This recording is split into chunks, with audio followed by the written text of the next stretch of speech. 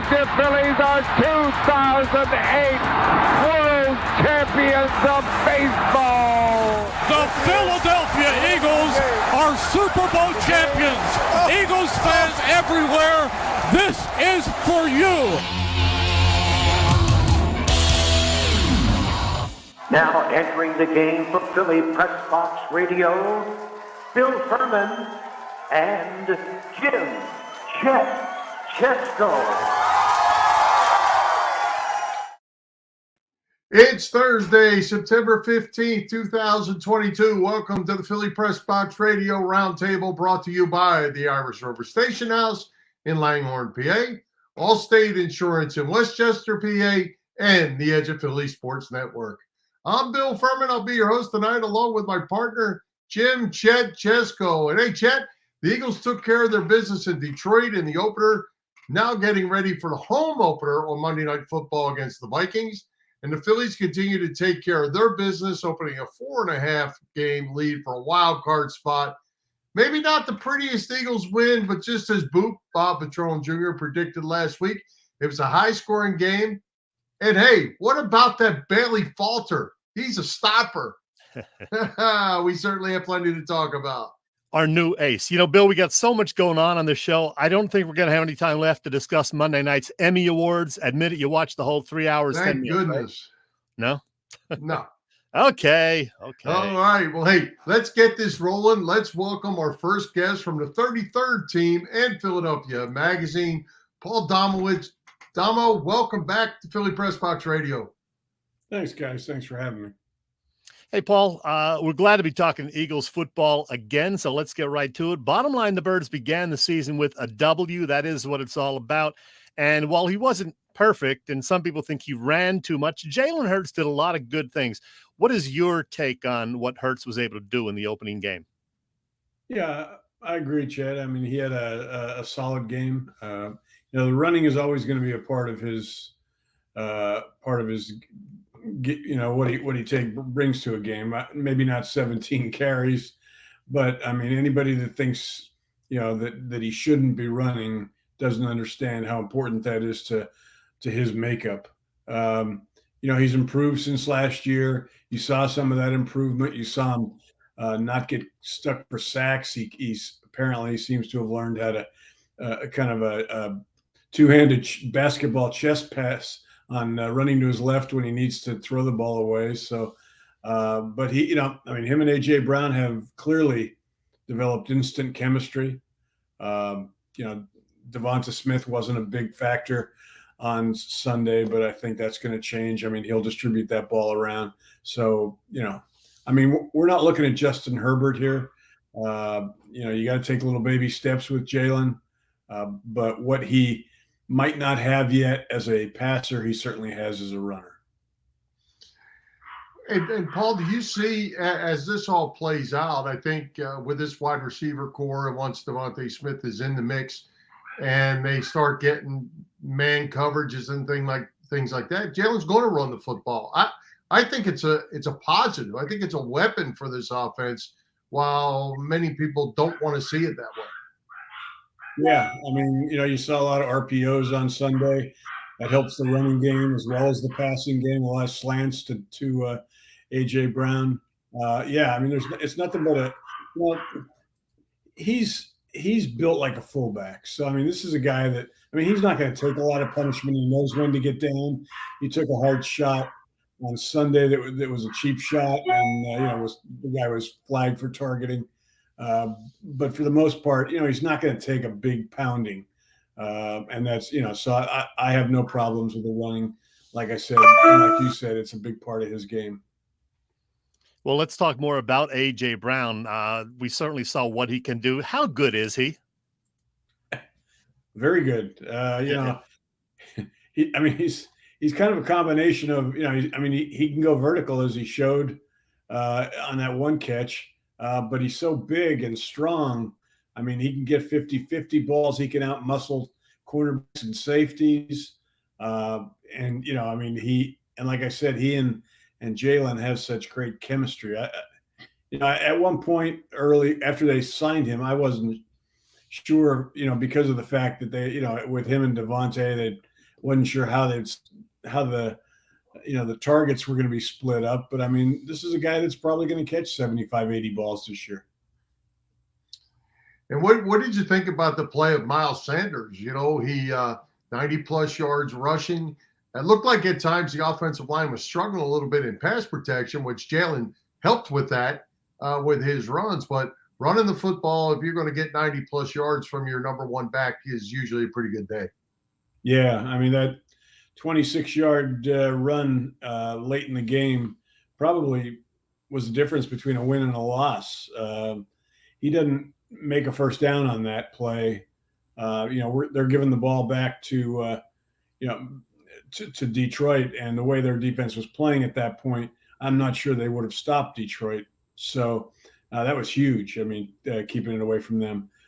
I think that the RPOs and Jalen's threat as a runner kind of opened things up between the tackles from Miles on a lot of those runs, the nice holes. But he's got one of the best lines in the league blocking for him. So yeah, that was a good start for him. They didn't overwork him. I think he ended up with 13 carries, which is pretty much what you're going to see from him. This isn't going to be a workhorse back. They've got Kenny Gainwell, they've got Boston Scott. So I think they're going to use them all. Hey, on the defensive side of the ball, just one sack, and that came after a bobbled snap, and not as much pressure as we would like to have seen from the new defensive line. Hassan Reddick didn't really do a whole lot. Is that a concern? Well, I mean, I don't know if you can say anything's a concern after one game, but it was not what you wanted to see. I mean, the tackles did not. The only tackle that played well was the rookie Jordan Davis, and he was only on the field 22 snaps. The two starters, Fletcher Cox and Javon Hargrave, both played, subpar. You don't like that. Fletcher Cox, I know he's on the downside, but you still expected more from him. I mean, he was getting single blocked on Sunday, and the Lions were having no trouble blocking him with single block. That, back in the day, that just didn't happen. I mean, he would win those matchups. So, they're bringing Brandon Graham along slowly. He didn't play a lot of snaps either. But one sack, 13 pressures is not what you need from that group. It contributed to, why Jared Goff had such a good second half and why they were having trouble. So, I mean, that's got to improve, whether they blitz more, whether they move people around. I think certainly we're going to see Jordan Davis play more snaps as we go along here. I'm not exactly sure why he only played 22, whether he's in good shape. I mean, for a 340-pound guy, it wasn't, they were playing indoors, so that wasn't it. Maybe they just want to bring him along slowly. Nakobe Dean, their other rookie, only played, I believe, 3-4 snaps. And, that needs to change because TJ Edwards can't be on the field, for 100% of your defensive snaps. That started to show up in the second half. So, yeah, to answer your question, they need better pressure than they got on Sunday. Yeah, I was going to say that as well. I think in this league, you're not covering too many guys one-on-one if you're not pressuring the quarterback. Somebody's going to get open. It's just the way it is. DBs are out there on an island. I'd expect this week the game plan changes with a lot more pressure. Yeah. I mean, you don't want to give Kirk Cousins a lot of time to throw to Justin Jefferson and Adam Thielen. I mean, he'll just rip them apart. Hey, Paul, Bill and I last week, along with your former colleague, Boop, Bob Vitrone Jr., made our season predictions. Bill and Boop both said 12-5 for the Eagles. I went 11-6. Did you make a prediction? Yeah, I mean, I think, it's going to be 11 or 12, but, I'm optimistic right now. I think if they stay healthy, 12-5 certainly is reasonable. I mean, I look at their schedule and, I think they can be 8-2 after 10 games. They need to be no worse than 7-3 because of the, most of the tough games come later on in the season this year as opposed to last year. So, but I think 12-5 is very doable, especially in light of what we're seeing happen in Dallas with injuries. Yeah. Hey, Paul, I wanted to ask you about you've been covering Eagles football for a long time, and the Philly faithful and their quarterbacks. There are all kinds of bad things being said about Jalen Hurts prior to the season and after week one. But these are the same fans that didn't like Donovan McNabb or Randall Cunningham or anybody else except Nick Foles. What is it with Eagles fans and their quarterbacks? You always like the guy that's not out there. Jalen's, I think maybe because he's a little bit unorthodox as far as the running, not as accomplished yet as a passer. That's probably contributes to why some people don't like him. But, there's just so much to like about this kid beyond what he does on the field. I mean, he's a natural leader.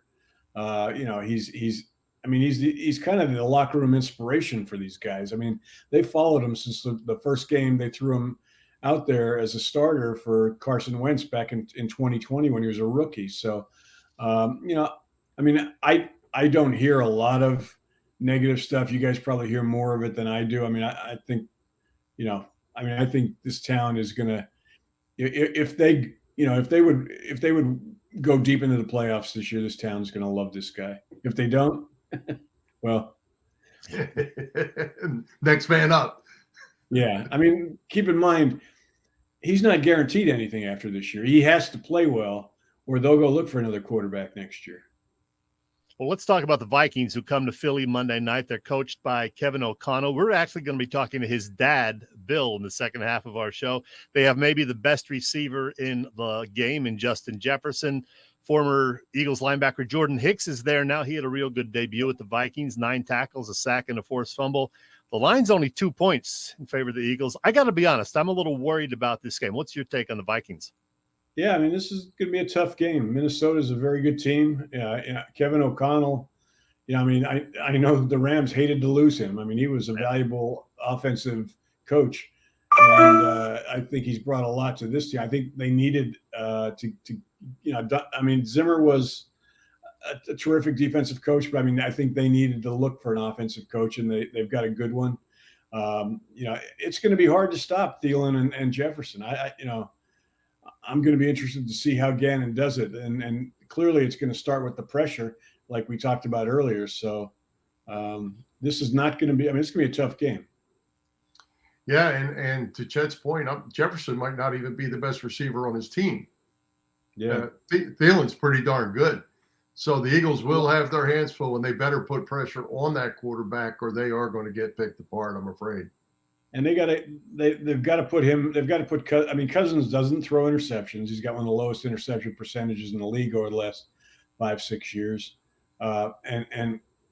With Jefferson, he's been so good on third down. He led the league last year in third down receptions. So they've got to put the Vikings in a lot of third and longs and hope that, they can cover them long enough to let the pressure get there.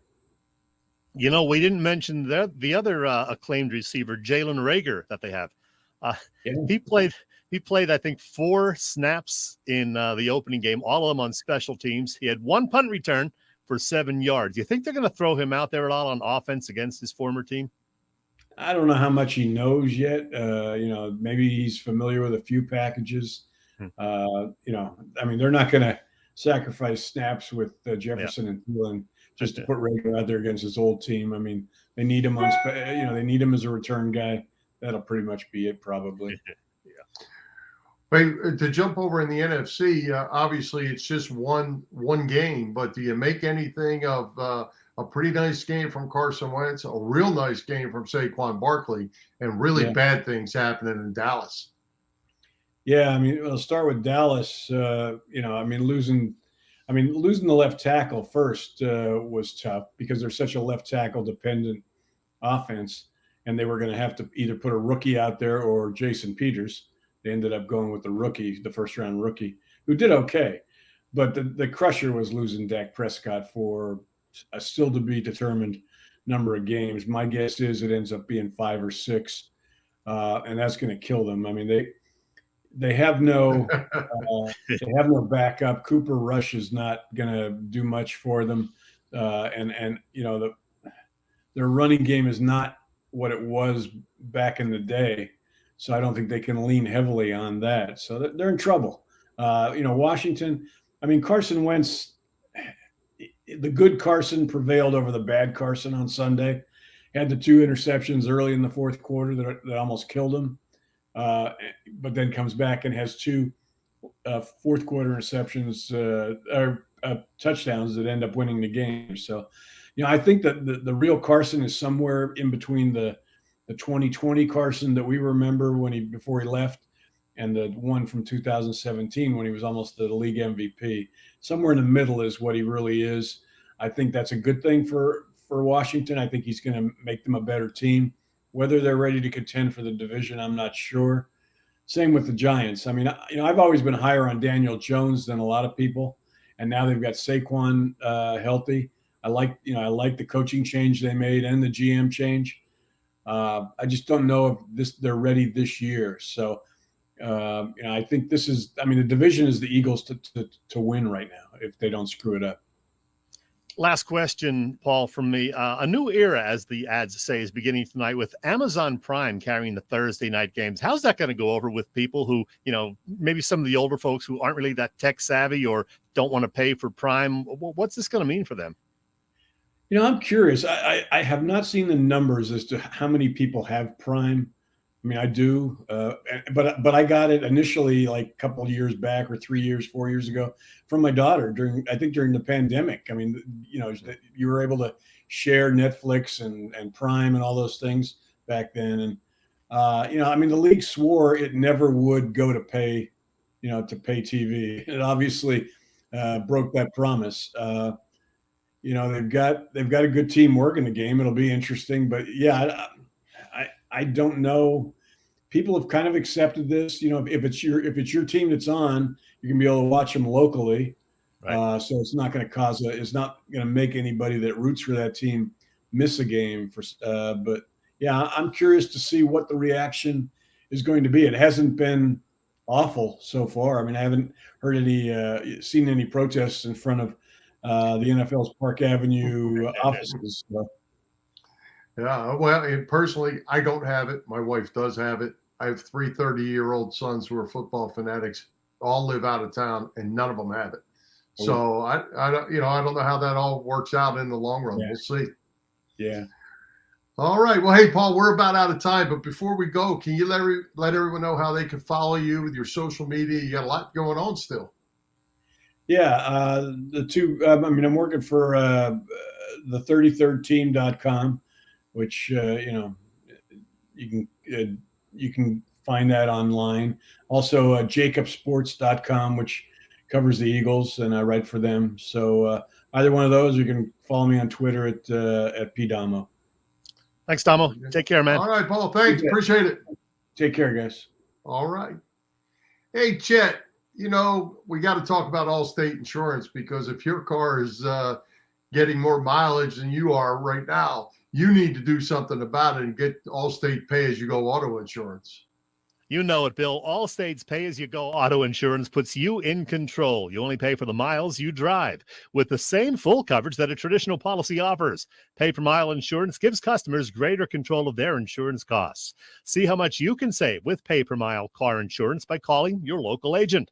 In Westchester, Pennsylvania, it's you-know-who, Dave Lavoie. Call Dave at 610-430-0700. Again, 610-430-0700. And start to save more now that you are driving less. And Bill, one place everybody should be driving to over the next few weeks, at least a couple of times, is the Irish Rover Station House in Langhorne, PA, because they have a couple of great events on the calendar. First of all, Saturday, September 17th happens to be exactly 6 months from St. Patrick's Day. So why not celebrate that fact? The Irish Rover will. The Halfway to St. Patty's Day event will be happening actually all weekend, Thursday through Sunday.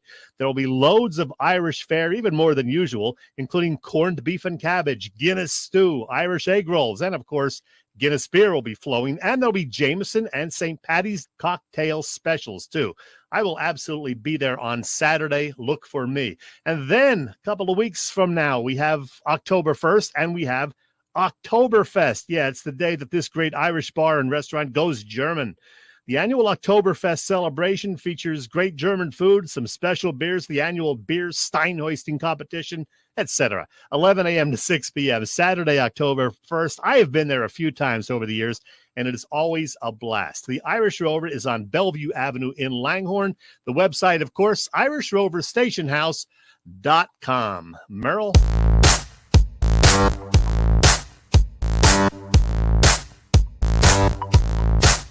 Hi, football fans. This is Merrill Reese, and you're listening to Bill and Chet on Philly Pressbox Radio. It's good!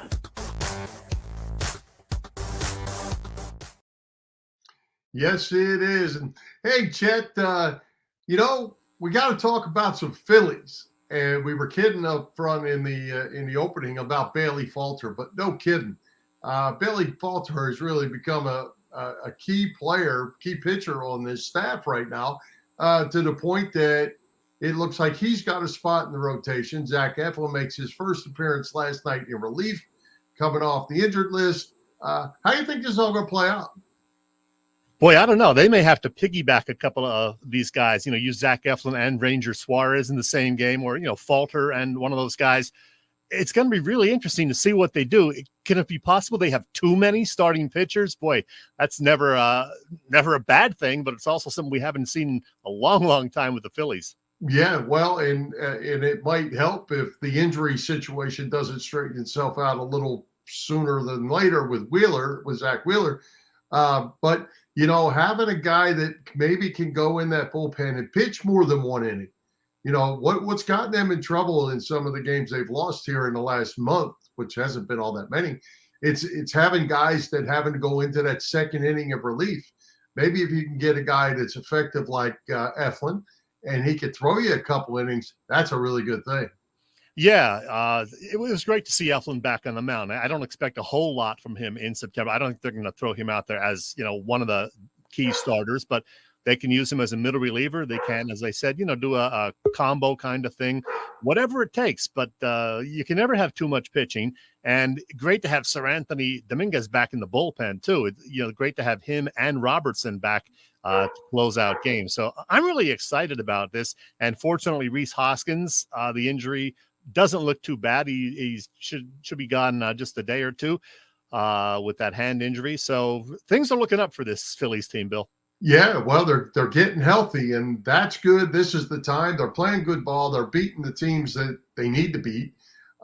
There's three in Atlanta this weekend and 4 next week in Philly with Atlanta. Important games, but I think we kind of thought that it wasn't going to matter much from the Braves standpoint. The Braves are in a dogfight for that first position, which is huge as well. So we're going to get their best, and we're going to have to throw our best out there. Yeah, it's important for a couple of reasons. First of all, you want to beat the Braves, so you keep them out of, I guess, the top spot in the National League East.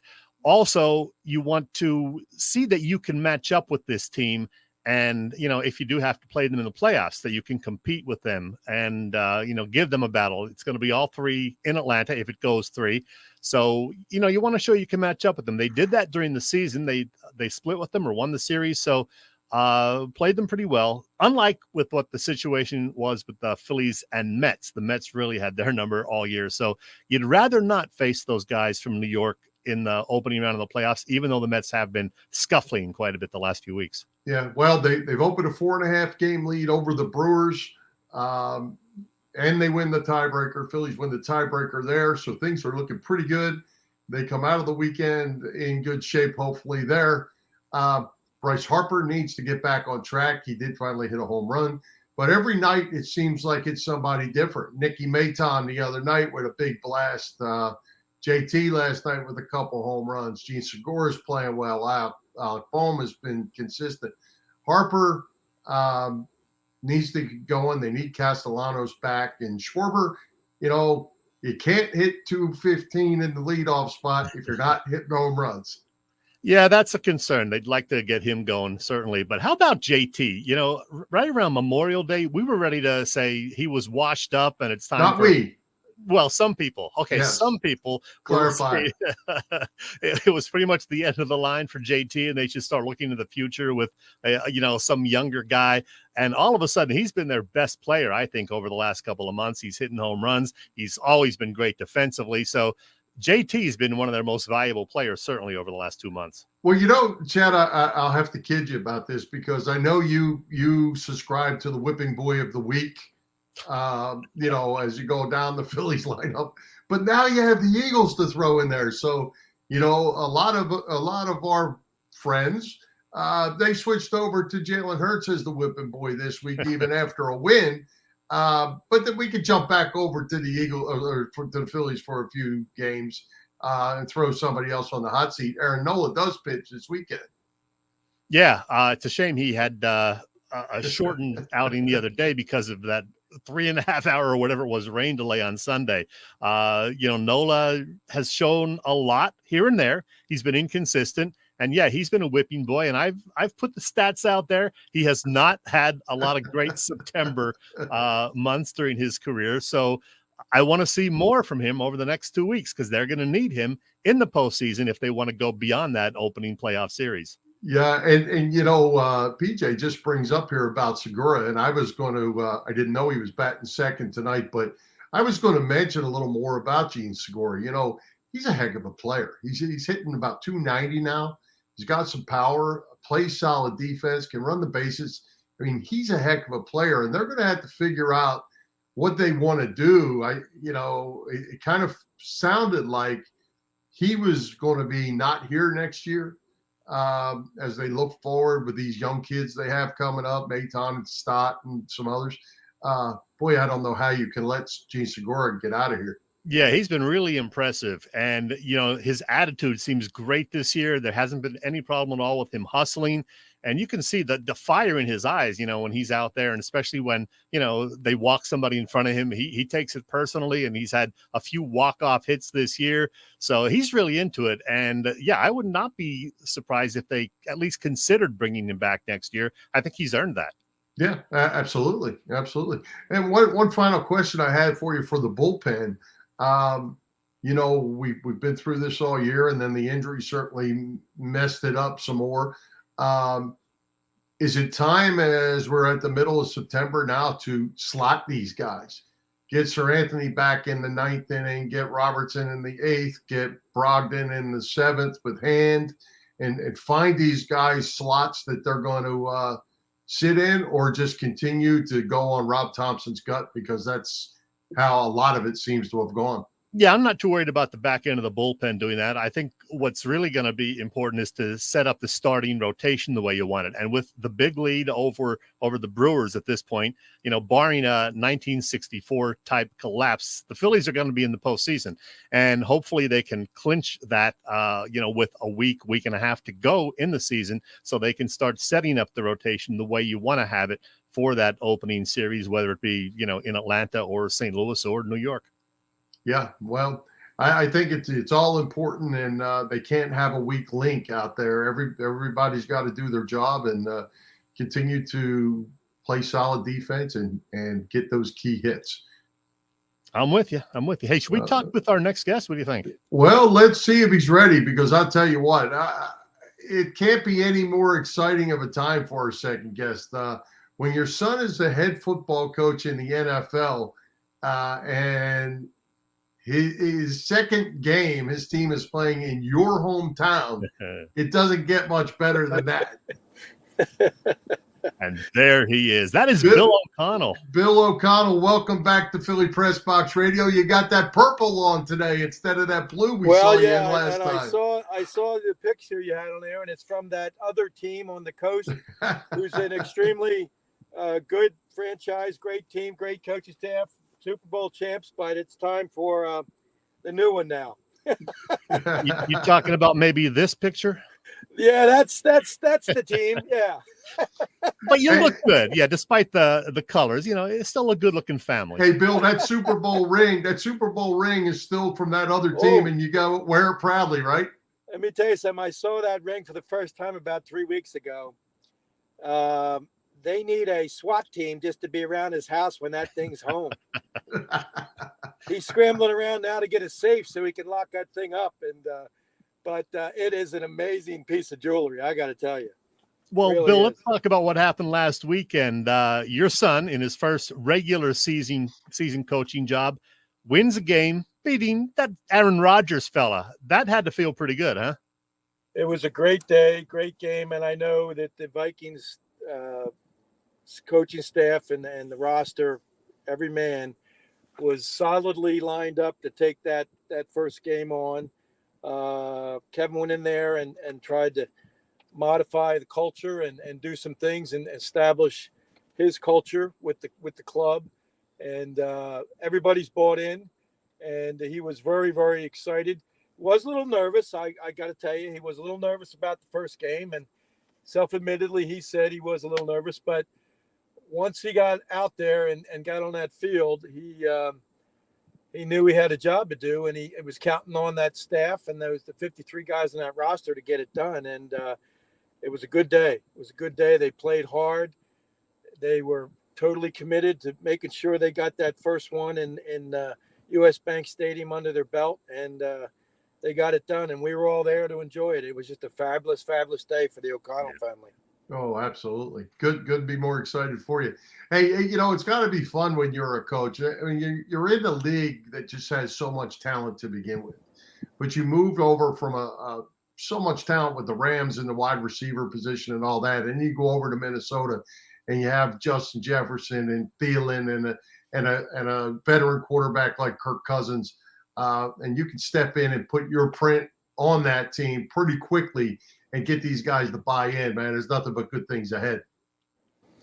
Well, I'll tell you, when Kevin first told us that the future was going towards Eagan, Minnesota, one of the next things out of his mouth was that he was so excited because the toolbox was pretty full.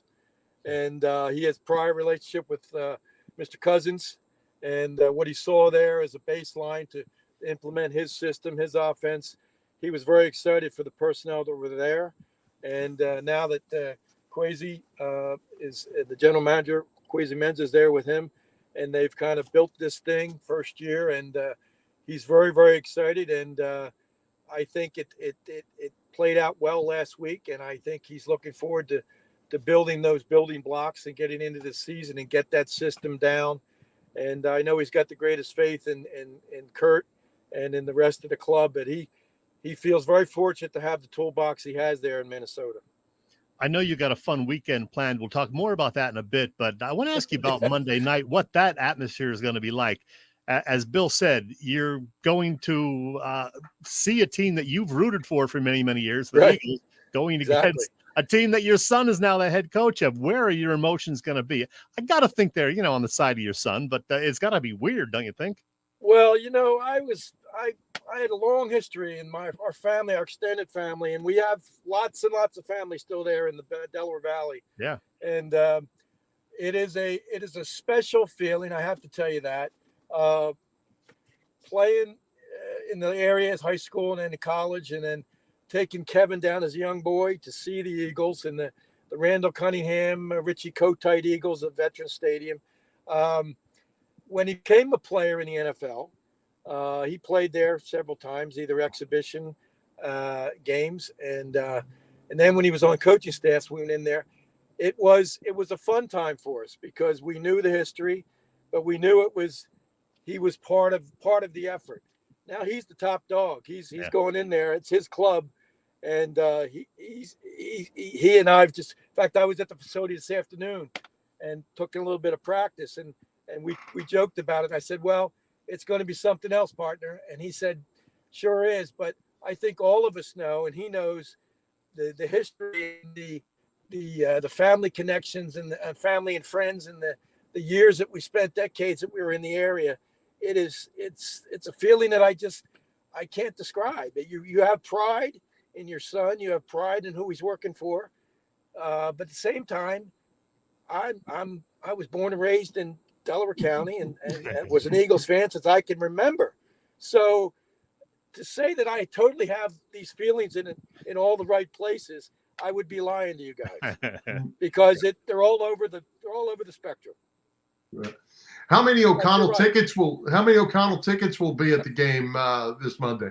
Well, it's not that bad. I mean, he's got a plan, because he knows people in every city he's going to play in, and we met with he and my daughter-in-law, and there's a management plan there, but the immediate family in the area are going to be there, and we're going to be there pre-game with him and probably visit with him when he first gets in town. But I can tell you, along with the other function that I'm going to be attending this weekend, and former teammates, family, friends, cousins, aunts, uncles, people that I've known and my wife and I have known all our lives.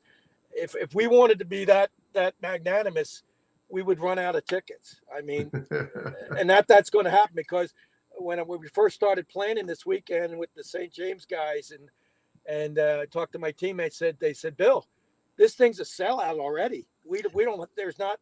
And I said, we're dealing with the Vikings and dealing through the Eagles with the Vikings. I said, and we actually cheated the last time, I'll be honest with you guys. When we brought him into town and the Rams played there, Kevin having a background with Mr. McCown, we kind of worked through the Eagles, and we literally went there, no gear on, no colors, walked in, totally benign, totally covertly. It was an FBI operation all the way. Sat there in the Eagles family section, never even cheered. We just enjoyed the game and got out of there with no harm, no foul, and it was a great day. But like I said, if we had to, when we had a printing press, we could have been printing tickets from now until Monday afternoon. Yeah, I mean, that's how many people that we know and love and know him and love and respect him for what he's done. So, yeah, that would be a big number, I can tell you. You mentioned some of the other stuff going on this weekend. Our pal Dave Berman unearthed this newspaper piece. Who is that guy there?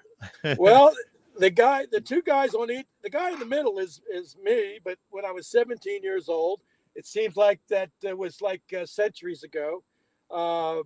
Two guys on either on my sides or my teammates from St. James, Mr. Gallagher and Mr. Barnes, who are still in the area. And Mr. Barnes and Mr. Gallagher basically are behind the effort to have a 50-year St. James championship reunion this weekend. We talked about it when the Eagles schedule came out and the Vikings were on it, and it was going to be at the link. I immediately called those guys and I said, hey, gentlemen, this is going to be a special weekend. And they said, Billy, you're absolutely right. And so we're starting on Saturday. We're going to have a dinner and a get-together and have members of the press and people there, teammates. We've lost 6 or 7 over the years. So we're going to have a little bit of remembrance of them. And all the coaches, of course, they're gone. Joe Logue, Bob Ewing, Bob Nugent, Joe Hawansky, all the coaching staff. But we probably have 20 in the number of 20 guys that are still around, players and wives, of course, that we've known over the years. And it's going to be a very special thing. We're going to have a celebration at the Doghouse on Saturday. I think it starts at 1:00 down at the St. James Doghouse, kind of a memorial hall and museum down there. And it'll be a great time. And we're going to continue that on to probably some social adult activities and beverages throughout Saturday night. And Sunday, we're going to catch up individually. And then on Monday, I understand that there's going to be 2 things happening. There's going to be an O'Connell group contingency tailgate, as well as a St. James contingency tailgate in the RV lot. So I told my wife Suzanne and I said, well, we better eat our Wheaties, and because it's going to be a busy Monday come Monday and game time. So, and then we always try to get in and spend a little bit of time with him and before game and pregame if we're there, or especially at home or on away games like this when we were able to travel to the away game. We normally try to get in and spend a little bit of time with Coach. And but I'll tell you what, if you're an old football player from Philadelphia, played there, your son's now coaching the NFL, walking on a cloud. I don't know what to tell you guys. Absolutely. Hey, for your St. James group, that's another reason to walk on a cloud. Is this the first time you've all gotten together in 50 years? A planned event? There, over the years that we've maintained contact, we've communicated, but myself and I'm sure you guys remember the name of Tony Surge, great all-state running back from St. James. He and I were best friends since grade school. We've known each other since third grade. And he and I, back in the 80s, both got in our individual careers out of football, he in business and I with the government. And we eventually ended up in California for the last probably 20 years. And we've been living in California, but we've kind of maintained contact with the guys and extremely close with Joe Gallagher and Gary Barnes and a lot of the guys. And especially my wife. My wife went to school with some of the fellows that went to Westchester State. But I've maintained contact with quite a few of the guys from Bonner and O'Hara. And, of course, Bobby Ewing, who was the coach at O'Hara, was a very good, close family friend of my mom and dad. And whenever I'd get in town, whether I was with the Bureau or just traveling around, I as long as when St. James was open, I try to stop by at the high school.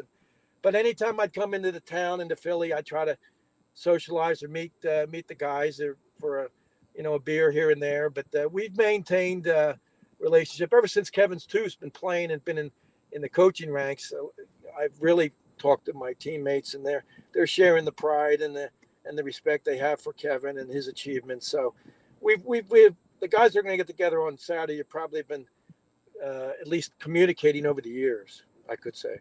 If I can go back and look at this article again, I want to know how I can get the free microwave down in the bottom right-hand corner. I'll tell you what. Yeah.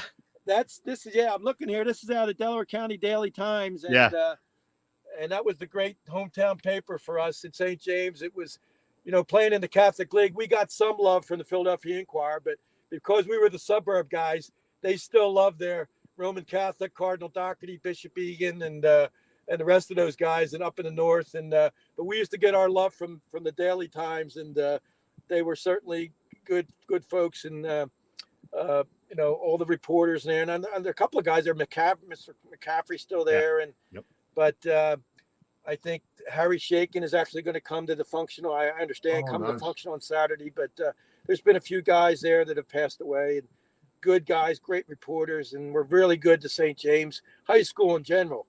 The sports program, football, baseball, basketball program. So it's nice to see something that, I have some old scrapbooks that my mother made for me, and they're socked away in my trunk somewhere in my garage. So I haven't had the time to dig them out and go through this stuff, but I was able to dig out one of my jerseys. And we got the word that we were supposed to bring back a jersey for the team photograph. And they wanted us to bring back the blue jerseys. In that picture, you see us wearing the white jersey. Funny story. I have to bring back my white jersey there at St. James jersey. My blue jersey, at the end of the Frankfurt game, I was running off the field with Joe Logue and some of the coaches. And as soon as I got clear, my teammates, I took my blue jersey, number 82, off, and I gave it to then my girlfriend, who is now Mrs. O'Connell, the coach's mother.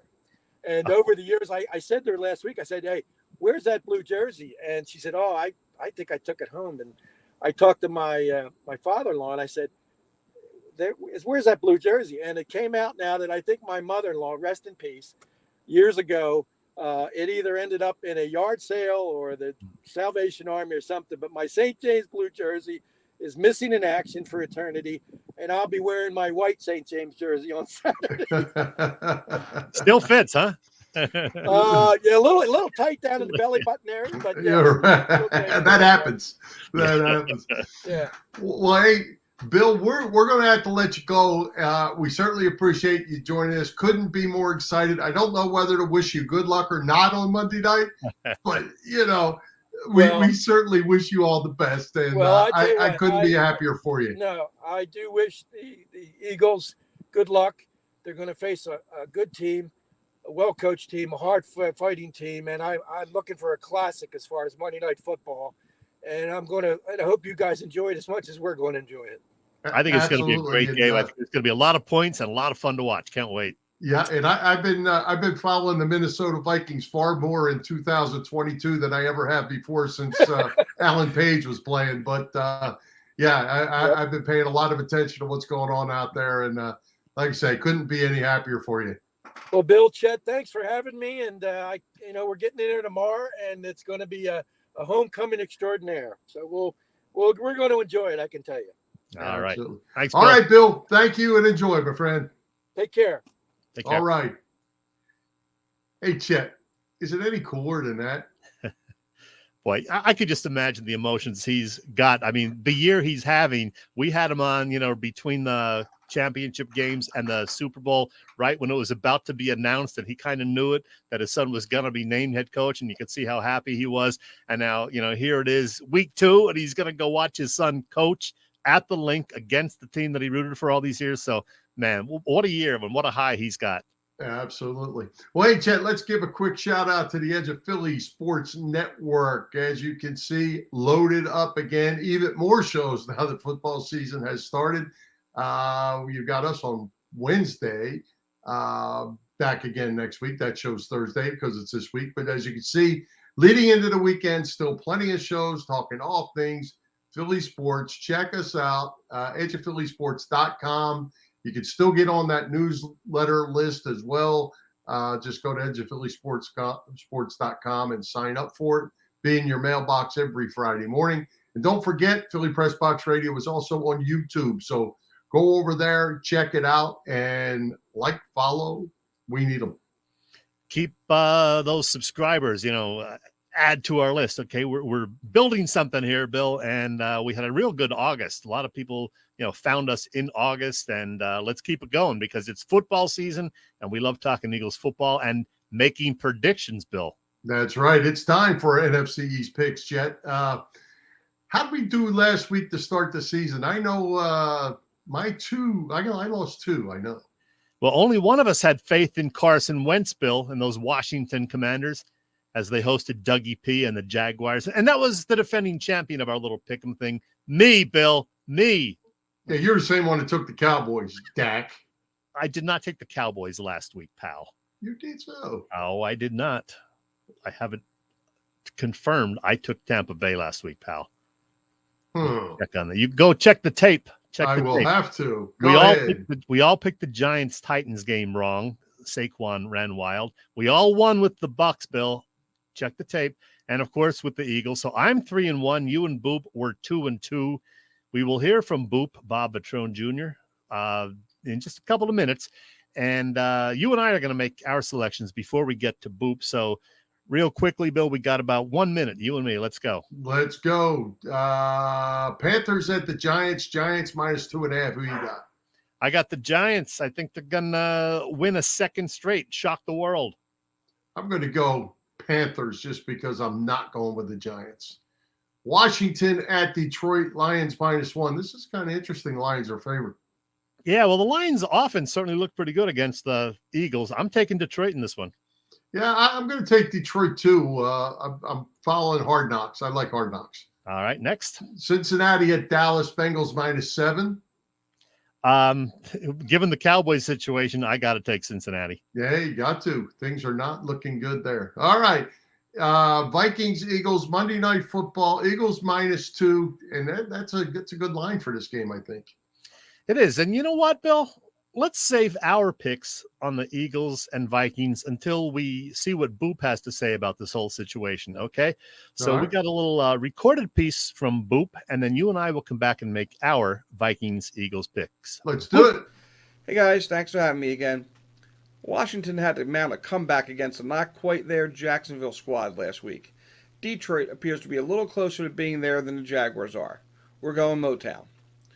The Giants scored all 21 of their points in the second half last Sunday.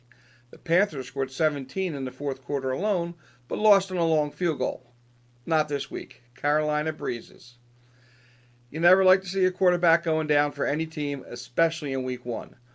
I don't think the Cowboys have what it takes right now to overcome that, especially against a team that is coming off a loss after one of the more wacky fourth quarters and overtimes you're likely to see. The Bengals rebound. The Lions' 35 points last Sunday were the most allowed by an Eagles in the Week 1 victory since 1947. Let's say they cut that back by a touchdown this week and put the 35 up on their end of the scoreboard instead. Eagles 35, Vikings 28. So in summary, the Cowboys were the only NFC East team to lose in Week 1. The Eagles would be the only NFC East team to win in Week 2. Heading into the opener, we told you the Eagles-Lions series was on a string of 8 straight overs, and, lo and behold, it was a 9th straight over before the fourth quarter even began. Playing off that, I'll tell you that the Eagles are now running on a stretch of 6 straight overs in the game after playing the Lions. Once again, we'll be taking the over and a bunch of other higher alternative overs right along with them. That's also what we'll be doing in tonight's game, and here's why. Since 2008, Andy Reid's teams have played in 14 Thursday night games. Those games are 11-3 to the over. You can check out all the specific details on those games as well as some other useful stuff like TV listings on my Twitter feed, @BoopStats, or at my website, boopstats.com. Guys, see you next week.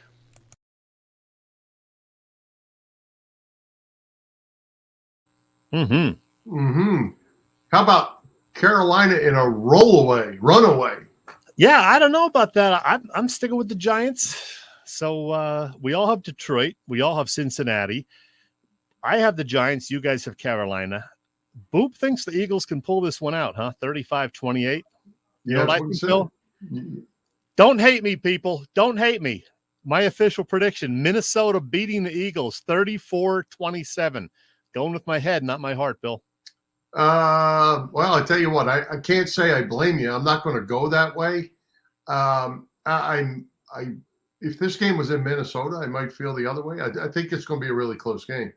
I think the defense is going to be a little bit better this week, though. So I'm going to go 28-24 Eagles. Oh. But I wouldn't be surprised otherwise. All right. I will be rooting against myself, Bill. I don't want to see it happen the way I predict, but I have the Vikings by a touchdown. You guys pick the Eagles. I hope you're right. Me too. All right. Hey, great guests tonight in Paul Domowitch and Bill O'Connell. Domo is always great with the Eagles. Bill was just real. That was just a real guy talking about being excited about his kid and all the stuff he's got on. That's awesome. A lot of fun. So, who's coming to Philly Pressbox Radio next week? Back on our regular Wednesday night, 7 p.m. time. Yeah, next week, Bill, on Wednesday, we have a first-timer joining us. He is the sports editor at Philly Voice, and he can talk about the entire Philly sports scene. Look at his resume there. He's been around, knows his stuff. We look forward to having Evan Macy on with us and having our viewers and listeners get to know him a little bit. Good guy. We may have a second guest. We may not. We shall see. But Evan Macy will join us to talk all things Philly sports next week. All right. Looking forward to that. Hey, Chet, one thing we're going to have to start mixing in is maybe a little Flyers hockey. Camp Tortorella, they say, is a bad dude right now. So I'd be looking forward to hearing some of that. Yeah, I guess we have to. All right. By the way, tickets are going on sale, and I don't think anybody cares. Oh. All right. Let's take another quick break. Thank our friends at the PPCC 118 Raz Room. They post great sports memorabilia on their Facebook page, so people can take a chance of winning something they may not be able to afford or have access to. All items come with certificates of authenticity. They continue to run out great autographed memorabilia from all the Philly teams and more. Check out their Facebook page. Like it or follow it. It's PPCC 118 Raz Room. That's right. PPCC 118 Raz Room on Facebook. And Bill, I want to take a minute to tell our viewers and listeners about Philly sports trips because, there's a lot going on right there. They have several trips for fans to consider, including trips to all Eagles road games, tailgate parties before all Birds home games, a visit to Wrigley Field during the final week of the baseball season, plus an October Flyers hockey trip. Yeah, there's the Flyers. A trip to Nashville, Music City, October 22nd through the 25th. And hey, you can even book Philly's 2023 spring training trips already.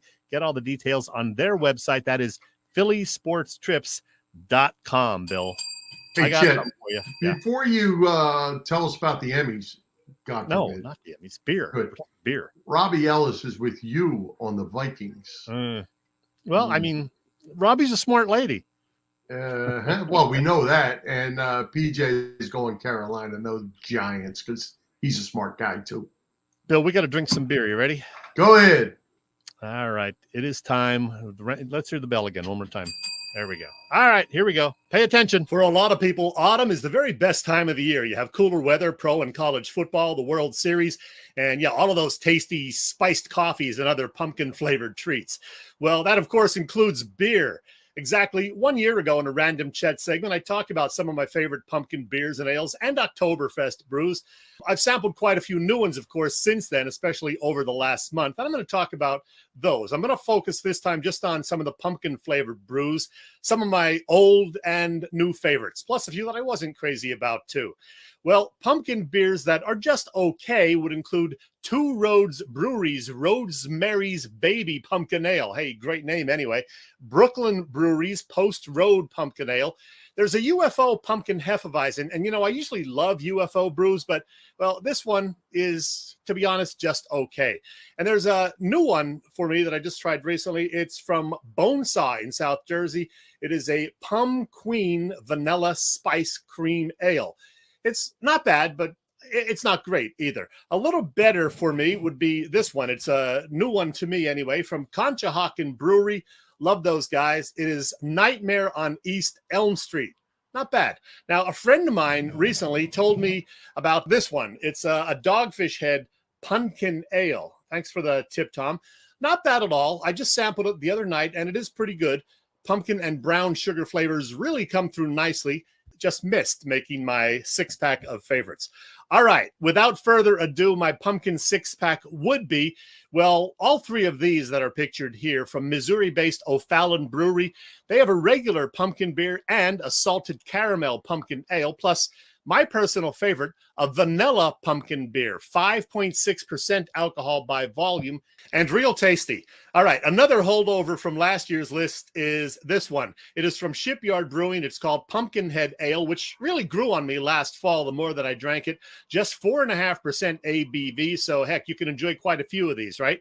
All right, new to this year's list is one that I just discovered the other day. It is from Lancaster, Pennsylvania's Springhouse Brewing, and it is called Brains. Yeah, Braaiins.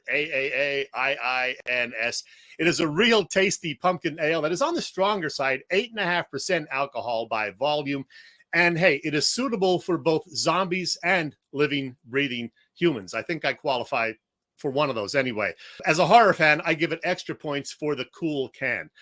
But my absolute favorite, I think, would be this one, same as last year. Let's pop it open right now.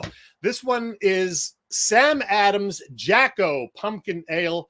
It is really, really good. It is just 4.4% alcohol by volume. It is real smooth and delicious. So there you have it. Enjoy the pumpkin beers. Enjoy the Oktoberfest brews and celebrations. There's a lot of them out there. And as always, drink responsibly.